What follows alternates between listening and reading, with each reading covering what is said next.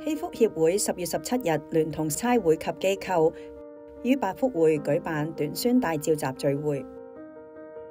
大會向參加者介紹明年唔同類型嘅短宣團，讓信徒了解其意象同埋行程，選擇最符合自己嘅呼召同埋時間表嘅短宣機會。除咗主會場嘅聚會，眾多差會機構喺場外設立攤位，與參與者更多互動。喺分組討論嘅環節中，與會者根據自己所屬嘅群體同埋關心嘅議題進行分組，探討喺各自使命工場中面對嘅困難、掙扎同埋得着。有與會者表示，呢一種坦誠深入嘅分享，讓大家都感受到支持同埋連結。禧福協會會長劉達芳博士喺信息分享中，以《使徒行傳》10章為背景，探討宣教同埋祈禱之間密切嘅關係。佢指出，當時福音喺耶路撒冷、猶太全地、加利利同埋撒瑪利亞已經廣傳，教會平安建立，人數增多。然而，福音嘅傳播僅限制於猶太人當中，而呢一種停滯嘅根源，在於猶太人根深蒂固嘅我族中心主義。呢個福音淨係停留喺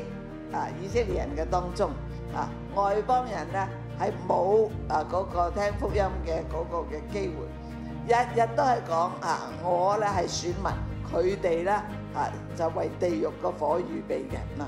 咁所以彼得嗰個牢固嘅思想，我族中心主義就係猶太人咧我哋呢啲嘅人咧係特別咧神嘅喜悅嘅因為咧你唔單止限制咗神嘅作為而且咧你係將你嘅對神嘅理解咧強加於咧神嗰個嘅屬性嘅裏邊。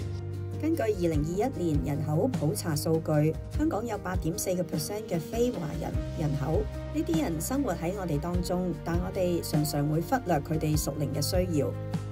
香港華人嘅教會大部分嘅問題咧就係話咧，我嘅焦點喺我自己嘅教會嘅裏邊大啲就話我成個宗派，然後再大啲咧就話成個嘅城市，再大啲就話委身華人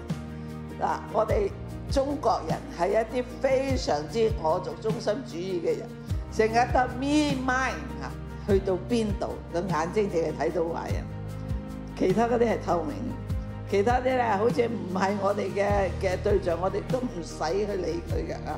但係當你抬頭仰望，你注視喺神嗰度啦，你就唔再自我中心，你咧就會被釋放，